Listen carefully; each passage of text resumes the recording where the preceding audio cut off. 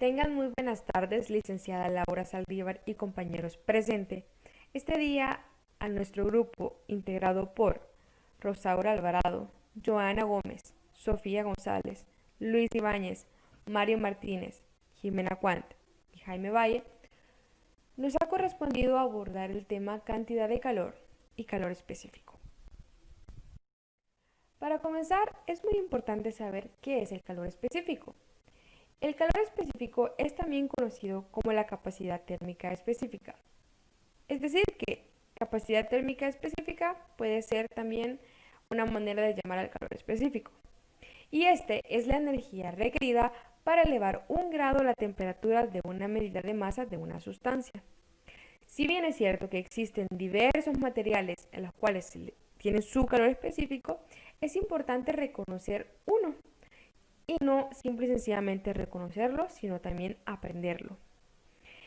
¿Cuál es? Pues es el calor específico del agua. Como se presenta en este video, el calor específico del agua es 1 caloría sobre gramo por grado Celsius. 1 caloría equivale a 4.18 joules, por lo que también puede representarse como 4.18 joules sobre gramo por grado Celsius. ¿Cuáles son la unidad de calor?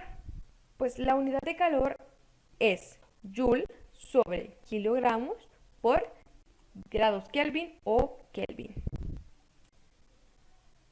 Fórmula de calor específico. Es la cantidad de calor que necesita 1 gramo de una sustancia para elevar su temperatura a 1 grado centígrado.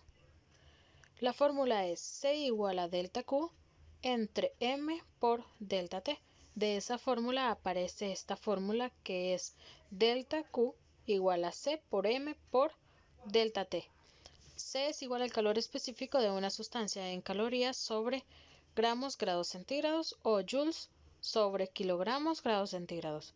Delta Q es igual al cambio de calor en calorías o joules. M es la cantidad de la masa de la sustancia en gramos o kilogramos.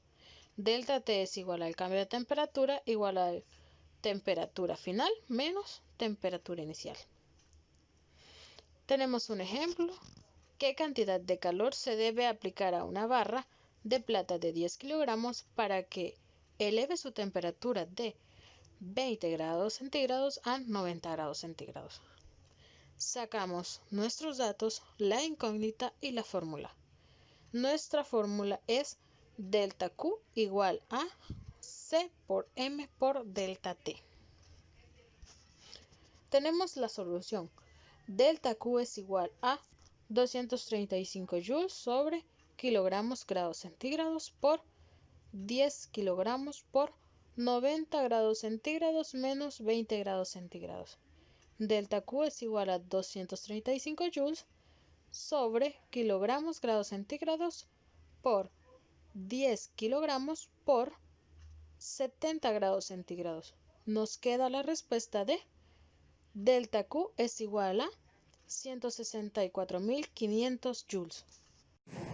Siguiendo con la explicación de los compañeros, veamos materiales y su calor específico. Como lo vemos, tenemos materiales como es el aceite de oliva, acero inoxidable, aire, agua, aluminio, cobre, estaño. Y podemos decir que el estado de la materia, el cual puede ser artificialmente establecido con el objetivo de calentar, derretir o evaporar un elemento de la naturaleza, obviamente. Muy bien, pero ¿para qué sirve el calor específico? Bueno, en el hogar, en nuestro diario de vivir, el calor específico lo utilizamos en las calefacciones o el calentamiento de las aguas, de los baños, así como en las cocinas, para la preparación de alimentos. Podría ser, como su nombre lo puede indicar, también el calor específico no es más que moldear una temperatura hasta el nivel que se requiera para una utilidad, teniendo en cuenta que también esta elevación puede pasar desde energía, calor tibio, calor caliente, gas, fuego y hasta llamas. Capacidad calorífica. La capacidad calorífica de un cuerpo o sistema es el cociente entre la cantidad de energía calorífica que es transferida a un cuerpo es un cambio de temperatura para que varíe un grado centígrado. Es cuando el sistema absorbe calor sensible, o sea, sufre un incremento de temperatura, siendo el calor absorbido que se denomina capacidad calorífica. La capacidad calorífica también es una propiedad extensiva porque depende de la cantidad de sustancia que forma el sistema.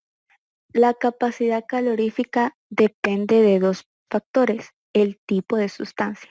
Algunos materiales tienen muy baja capacidad calorífica. Eso significa que con poco calor pueden lograr un cambio de temperatura. También hay otros materiales que tienen altas capacidades caloríficas. Quiere decir que necesitan gran cantidad de calor para poder calentarse para elevar su temperatura. En estas imágenes podemos observar en la primera, que son los metales.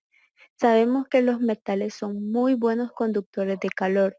Estos metales tienen muy baja capacidad calorífica. En el otro factor es la cantidad de masa que posee la sustancia. Cuando ponemos a calentar una cantidad de agua, se va a tardar determinado tiempo en hervir. Y si le quitamos un poco de agua, o sea, si reducimos la cantidad de masa de agua en la olla, en menos tiempo va a llegar a su estado de ebullición. Para calcular la capacidad calorífica, utilizamos la siguiente fórmula. C mayúscula, que es la capacidad calorífica, igual a Q, que es la cantidad de calor, dividido en ALTP, que es la variación de temperatura.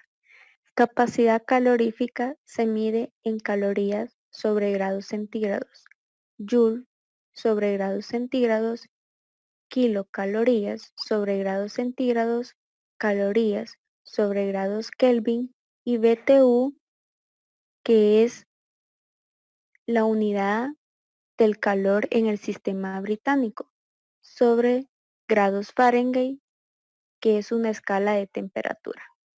Q, que es el calor, se mide en calorías. T, que es la temperatura, se mide en grados centígrados. La ley de Dulong y Petit fue propuesta por los químicos Louis Dulong y Alexis Petit. Ambos químicos son muy relevantes en esta rama de la ciencia. Por su parte, Louis Dulong posee una investigación en la cual encontró la relación entre el calor específico de un elemento y su peso atómico. Por otra parte, Alexis Petit tiene un célebre trabajo sobre la eficiencia de las máquinas de aire y vapor, publicado en 1818. A principios de 1800 no existían investigaciones ni leyes que hablaran sobre la predicción de capacidad calorífica de los elementos. Sin embargo, en 1819 los químicos franceses elaboraron una ley que, si bien no era para todos los elementos, sí se podía tener predicción de capacidad calorífica de ciertos elementos. La importancia de esta ley dentro de la física es muy importante, ya que con esta ley se pueden obtener buenas predicciones de la capacidad calorífica de los sólidos con estructuras cristalinas relativamente simples a altas temperaturas. Ejemplo de esto puede ser el azufre y el carbono, debido a su calor atómico, ya que requieren temperaturas muy altas para acercarse al valor establecido. También una importancia muy grande es que cuando la ley fue creada era bastante adelantada para su época, y esto supuso que haya sido la base para las próximas investigaciones. Ejemplo de esto puede ser la investigación desarrollada por Albert Einstein en 1907 y que fue refinada por Peter Debye en 1911, en la cual se representa en forma correcta los datos experimentales. De acuerdo con los datos de este último modelo, la capacidad calorífica molar varía de acuerdo con la expresión establecida. La utilidad de la ley de Dulong y Petit es ideal para predicciones en ambientes de temperaturas cálidas. Esto debido a que su estructura es bastante simple y que también se limita por su naturaleza cuántica. La naturaleza cuántica es una rama de la física que estudia la naturaleza de escalas espaciales pequeñas, los sistemas atómicos y subatómicos y su interacción en el medio ambiente. La fórmula para la ley de Dulong y Petit es bastante simple. Solamente se utiliza la energía por mol, la cual es igual a 3 veces la constante de Boltzmann por la temperatura en kelvins por el número de Avogadro. Calores específicos de Einstein-Vecchier, modelo de Einstein. Einstein propuso en 1907 que consideraba el sólido como si estuviese formado por gran número de osciladores idénticos. Einstein propuso el enfoque cuántico del oscilador armónico. Este da una serie de osciladores con estados cuantizados separados por la misma distancia, hf, que lo tenemos acá, donde h significa la constante de Planck. ¿Qué es la constante de Planck? Es la relación entre la cantidad de energía y de frecuencia asociadas a un cuanto o a una partícula elemental. Y F es la frecuencia del oscilador. ¿Cómo se muestran estas imágenes? Esta es la frecuencia del oscilador, lo que está en rosado. La multiplicidad para las unidades de energía entre n osciladores está dada por la expresión. Esta que tenemos acá, donde multiplicidad es igual a este símbolo por n osciladores, coma q, igual a lo que tenemos en la siguiente fórmula. Luego tenemos entropía del sólido de Einstein, se puede expresar en términos de la multiplicidad, ya que entropía, y tenemos la constante de Boltzmann, algoritmo de multiplicidad, y seguimos con la fórmula. En este cuadro tenemos los siguientes magnitudes de estado y símbolos y su significado. Esto nos servirá más adelante. Energía interna. Tenemos el símbolo de entropía, entalpia, H, energía libre de Gibbs, que es la G. La energía interna U puede ser representada por Q multiplicada por la unidad de energía del oscilador HF. La tenemos acá. Podemos establecer una conexión con algo parecido a un sólido en el mundo real con esta forma que tenemos acá, que es entropía igual a lo siguiente. Usando la definición de temperatura como función de la entropía, resulta entropía, lo que equivale a entropía, es igual a la constante de Boltzmann, que K es la constante de Boltzmann, multiplicada por los siguientes datos. Cada oscilador tiene 2 grados de libertad y cada uno representa KT entre 2 de energía, dando energía interna que es igual a N oscilador por constante de Boltzmann por temperatura. Modelo de Vecchier. La aplicación del oscilador de Einstein al calor específico le proporcionó al experimento una concordancia cualitativa y le dio el correcto límite a alta temperatura, o sea, la ley del Dulong y Petit. El ajuste cuántico del experimento se mejoró con el reconocimiento de Vecchier de que había un máximo de modos de vibración en un sólido. Este se imaginó con las vibraciones en forma de modos de onda estacionarias en un cristal, similares a los modos electromagnéticos en una cavidad, que se explica con éxito en la radiación del cuerpo negro. La densidad de estos modos, que se llaman fonones, aquí a un alto, para explicar qué son los fonones.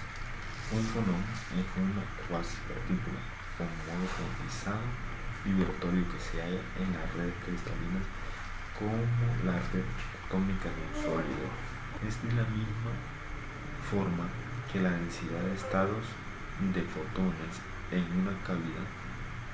Para imponer un límite finito al número de nodos en el sólido, Vecchier utilizó un máximo de frecuencia de fonones permitida, que ahora se llama frecuencia de Vecchier, que UD, la UD, en un tratamiento de calor específico. Se define la temperatura de Vecchier por la siguiente fórmula, que es esta, donde TD es el temperatura de delta, que es igual a la H por V con D entre K, donde la H es la constante de Planck, la V con la D es la frecuencia de fonones, y la K, que es constante de Boltzmann. Para bajas temperaturas, la aportación de Delta conduce a un calor específico, donde está la siguiente fórmula: C V igual a 12 por pi, correctamente 4 sobre 5, por número de Avogadro, que está multiplicado por la constante de Boltzmann, por temperatura sobre temperatura de Tesla, con el fórmula de Tesla, donde CB se mide por J sobre mol K, y CB significa capacidad calorífica, TD temperatura del TH, K constante de Boltzmann, que es igual a 1.3.806.488 por 13 multiplicado por 10 a la menos 23, J sobre K, y en el número Avogadro. Modelos de Einstein y Delta. El modelo de Einstein y Delta es la contribución principal de los modelos de Einstein y Delta. Fue la explicación de las drásticas desviaciones de la ley de Dulong y Petit. El paso final en la explicación del calor específico a baja temperatura de los modelos fue la inclusión de la contribución del electrón al calor específico. Cuando se combinaron todos los ellos, se produjo la expresión que tenemos acá, donde C, que es metal, es igual a esta fórmula, que es para calor específico electrónico proporcional a la temperatura, más esta fórmula, el calor específico vibracional proporcional a la Q de la temperatura T. La parte vibracional solamente es el límite a temperatura baja del más general calor específico de Tesla. Estos datos vamos a compararlos donde la ley de Dulong y Petit están ambos, y lo que cambia es que calor específico de los dos distintos elementos, en este caso silicio, en este caso cobre, la línea se notan unas vibraciones distintas. A alta temperatura se comporta según Dulong y Petit. Alta, a baja temperatura, T, como por ejemplo 3, o mejor dicho, T al cubo, se comporta como el modelo de calor específico de cobre. Sus vibraciones son más juntas. La capacidad calorífica es igual a por T al cubo. Se comporta como delta. A baja temperatura se sale el modelo de delta, ya que contribuye al calor específico electrónico. Entonces, hasta aquí llega la presentación del modelo de Delta y Einstein.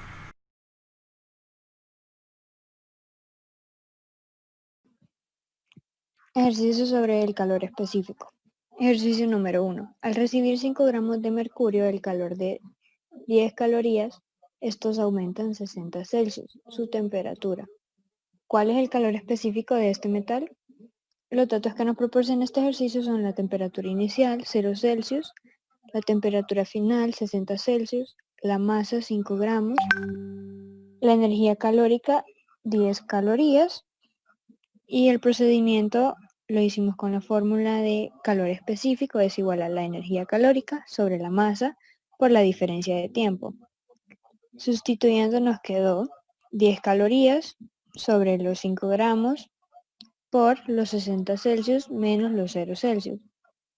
Como resultado nos dio 0.0333 gramos sobre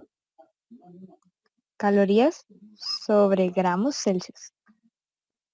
El segundo ejercicio dice, si 5 gramos de agua reciben el calor de 10 cal, ¿cuánto aumenta su temperatura? Los datos que tenemos son los 5 gramos, que sería la masa, la energía calórica, 10 cal, y el calor específico del agua es 1.00 cal sobre gramos Celsius.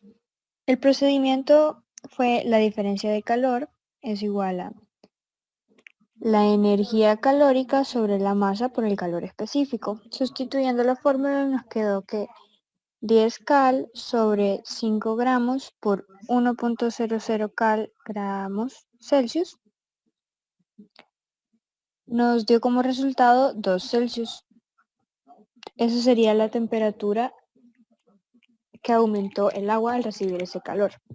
El tercer ejercicio dice cuántas veces es menor el calor específico del mercurio del agua, y conocemos ya los calores específicos del agua y del mercurio. El del agua es 1.00 cal sobre gramos Celsius y el del mercurio 0.0333 cal sobre gramos Celsius. Entonces solo dividimos el calor específico del agua sobre el calor específico del mercurio y esto nos da como resultado que es 30 veces menor.